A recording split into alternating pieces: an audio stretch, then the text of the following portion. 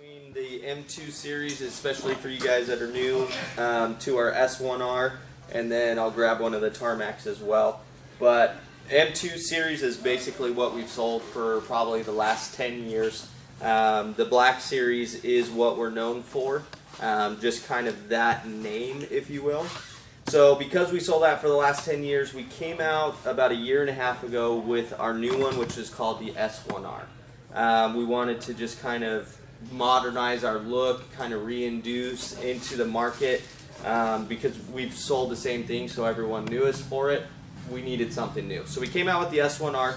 There's quite a few changes when it comes to the S1R.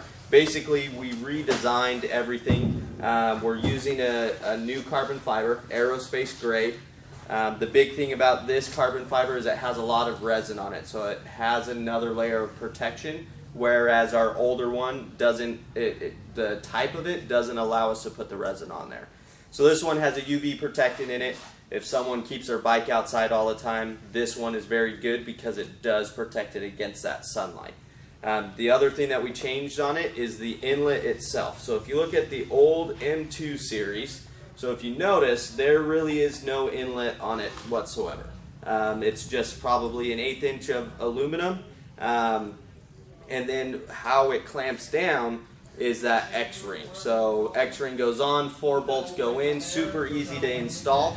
But the one thing that does is it creates a rigid mounted system. So with the rigid mounted system, road vibrations, bumps, anything like that kind of take a toll on the actual canister itself. So on the new one, we extended out the inlet a full 2 inches and turned it into stainless steel versus aluminum. It helps dissipate the heat, so it allows it to absorb before that heat starts hitting that canister, starts hitting that packing. Just allows it to kind of make things last a little bit longer. The other thing we did is we switched it over back to a spring mount design. So the spring mount design just allows it to have that little bit of flexibility, just gives it that little bit of movement that takes a lot of the stress off of the carbon fiber, a lot of the stress off of the rivets themselves. The other thing that we changed with this one is the packing that we use. The older ones we use a fiberglass packing. Fiberglass tends to break into millions of particles. That's what fiberglass does. If you ever start up a bike, look at the exhaust, you'll see fiberglass particles coming out of the exhaust. So on the older ones, I say they should have, and I say should have because no one really repacks their pipes like they should. I'll guarantee you the #1 killer of carbon fiber is heat. So not repacking your pipe will actually destroy your carbon fiber. On aluminum can, you can get away with it because it's metal. Obviously, it's not going to destroy the metal, but on carbon, you have to repack them. So the older ones, they should have been repacking probably every 3,000 to 4,000 miles. The new, yeah, exactly. It's crazy.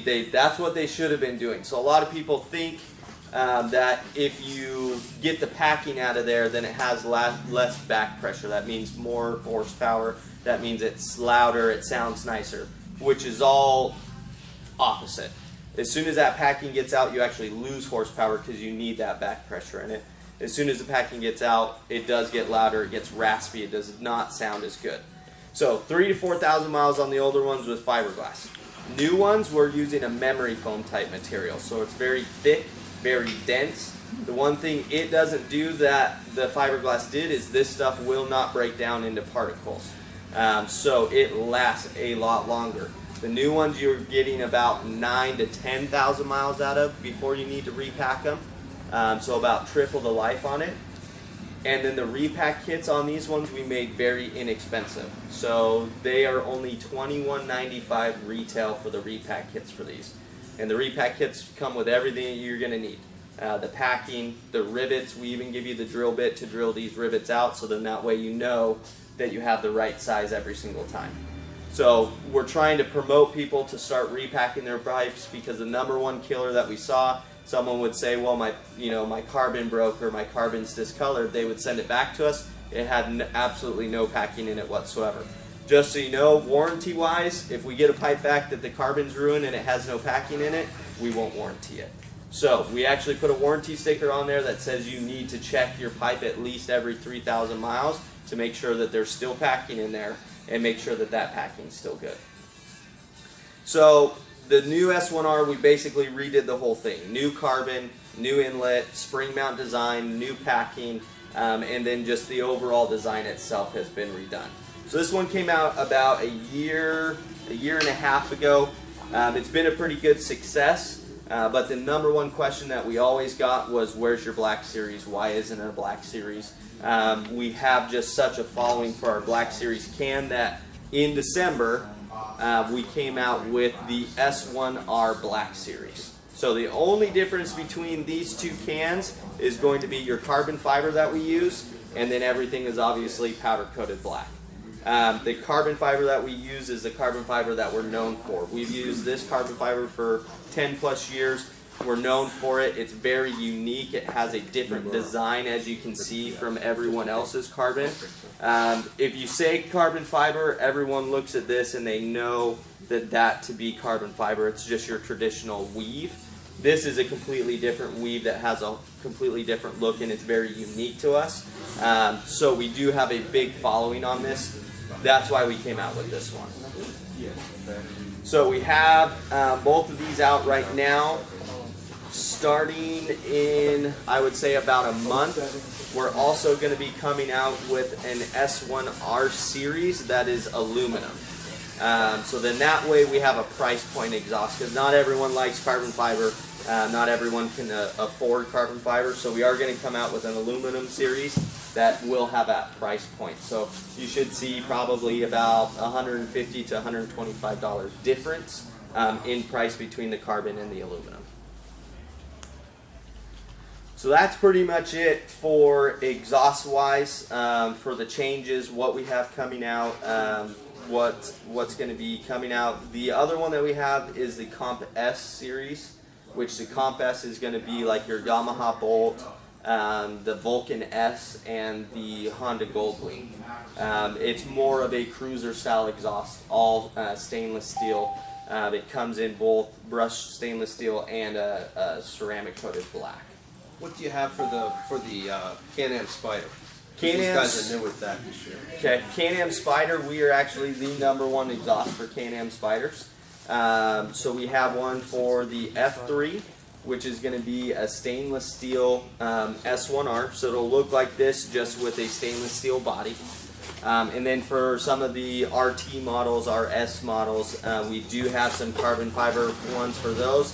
I would say probably our #1 seller for the Can-Am is what we like to call the shotgun exhaust. So it is basically two of these stacked on top of each other. The Spider guys absolutely love that stacked exhaust. Unfortunately, with the F3 and the changes that they made to it and the mounting, we weren't able to do that type of dual exhaust on it. But the exhaust for the F3 is awesome. It eliminates the cat, so they get full power out of it without having to pay a full system price. As far as your other Can-Am stuff, we do have we make a lot of exhausts for Can-Am. The Maverick Turbo, the Maverick, Outlander, Renegade, everything. We pretty much make an exhaust for all of the Can-Am stuff. Nice. You guys have any other questions? Yeah, what's repacking? Repacking. So if you look down in the center of the can, you can see a packing material in there. So there's a material in there that helps prevent the heat to get from the to the carbon fiber. It's like insulation, but I mean, how do you repack yeah. it? Okay. I understand you take the rivet Yeah. off, but So basically, the easiest way to repack these is, so you got 4 bolts to take the end cap off. So once the end cap's off, then you just have to drill out these 6 rivets. Okay. okay, so you don't once have to take the whole thing apart. Right. So once you drill those out, what'll happen is, so you have the actual end cap, then you have the outlet right here. So once you drill those, basically the whole insides, if you will, of the can will pull completely out. So what you'll need is that, obviously, that repacking kit, and then if you can see down there, see how it has a core in there? Mm-hmm. So what'll happen is that plus all the packing will come out. So you'll take all the old packing off. There is a stainless steel wrapped around that core that you're going to keep. keep that stainless steel. And then what you'll do is you'll kind of just lay out your packing, the new stuff that came in the kit, and then you'll take that core and stainless steel, just re-roll it with the new packing, put it back down in there, put your rivets back in, and then bolt down your cap. Okay. Probably take half an hour to an hour, depending on. Repack kits in stock. Yep. Yep. Repack kits are in stock. Like I said, they're $21.95. We made them very inexpensive to try and get people motivated to repacking their pipes. I've seen, you know, we had a lot of feedback on this particular carbon fiber. Just it didn't last very long, and those types of statements. And to be honest, I've seen guys who road race that have these on their bikes for 5, 6, 7 years. But road race guys, they understand and they know the need of having a repacked pipe. So as long as you keep this thing repacked, it'll last for forever. You will never have an issue with that carbon fiber. Now, as soon as you let that packing go and the heat starts touching it, at the end of the day, all carbon fiber is a strong plastic. So just like any plastic that gets heat on it, it will discolor, it gets real brittle, and eventually it'll just break apart if they don't do anything about it. Now you were saying with the fiberglass packing, it was every 3,000 miles and was 3 to 4 depending on how they rode. Yeah. Is that just for street bikes or is that also for cruisers? Cruisers typically, it depends on the pipe, but a lot of those don't have packing in them. Okay. And most of those, because of the fact that they're all made out of like a stainless steel, you don't, like I said, on the aluminum ones, you can run that without packing. I don't suggest it because you're not getting the power out of it, but the heat's not going to destroy this metal like it will the carbon fiber. Okay. So technically, can you run this without packing? Yes. But you are Just losing. don't recommend it. Yeah, you are losing performance if you don't have packing in it. Okay. But yeah, on like the cruiser style stuff, it'll run out. But because it's made out of metal, almost no cruiser guy. I've never known a cruiser guy to Yeah, repack my their dad, bike. he does cruisers and I've never seen Yeah. repack. So I was Yeah. like, never heard of that one. Yep. Okay. Yeah, because eventually that heat, once it starts touching metal, it won't destroy it. But in carbon fiber, it does not take very long at all for that stuff to start getting destroyed and discoloring, and like I said, eventually it'll just break apart. Okay. Can you repack the old, replace the fiberglass with the Yes. memory foam stuff? Yes, correct. So all of our new packing, the new packing kits can be used on our old canisters as well. You'll just have to choose. There are some different ones because on the newer S1Rs we did go with bigger rivets in it. So we do have kits specific to your M2 canisters because the rivets are smaller. So it'll come with a different drill bit. It'll come with different rivets with them.